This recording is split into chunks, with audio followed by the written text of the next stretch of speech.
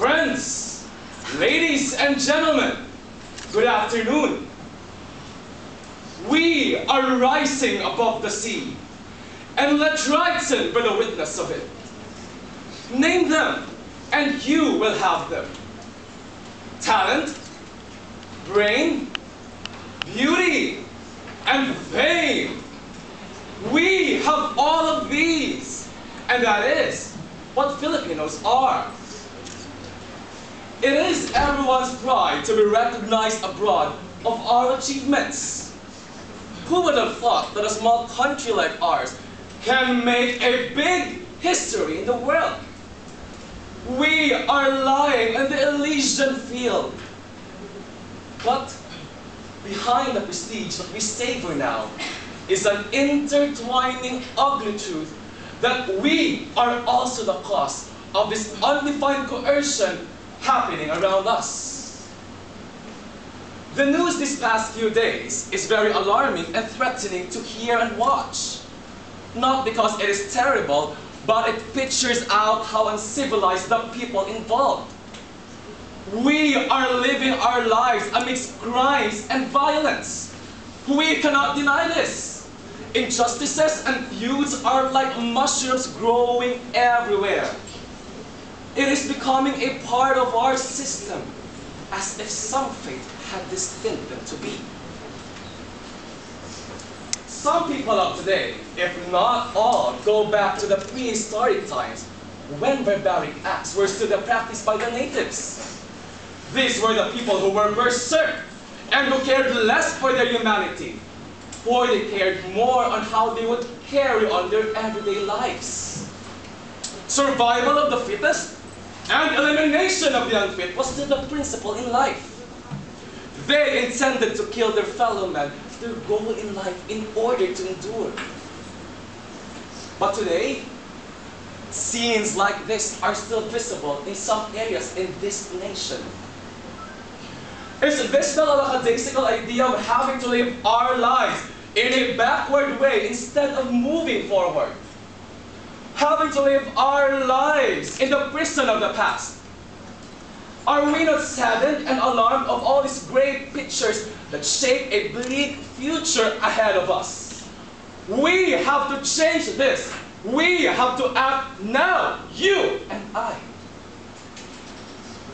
I remember the quote of George Bernard Shaw when he said, "It is a noteworthy fact that kicking and beating have played so considerable a part in the habits which necessity has imposed on mankind in past ages, that the only way to prevent civilized men from beating and kicking their wives is to organize games in which they can kick and beat balls."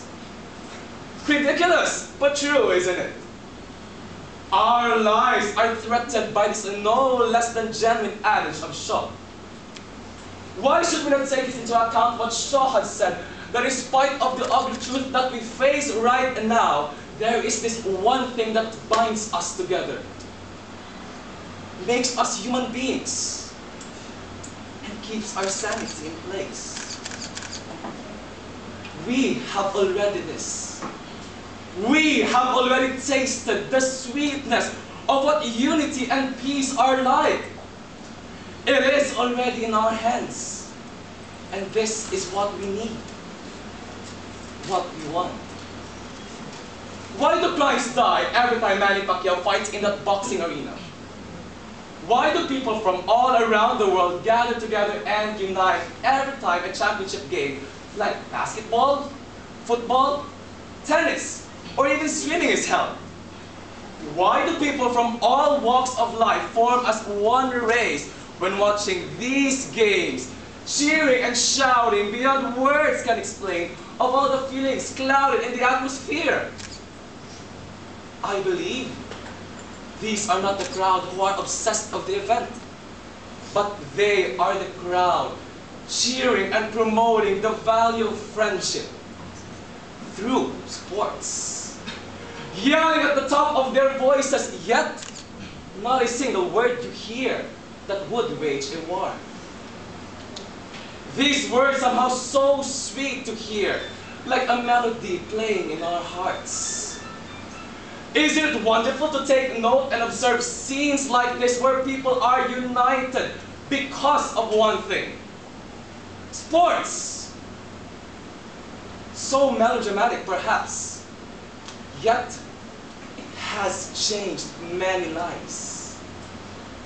This may sound so absurd, but the realities of these remains in our individuality. We may deny this fact, but this is the truth.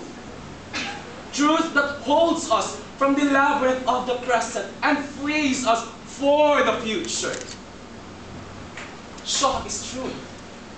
Sports are things to keep.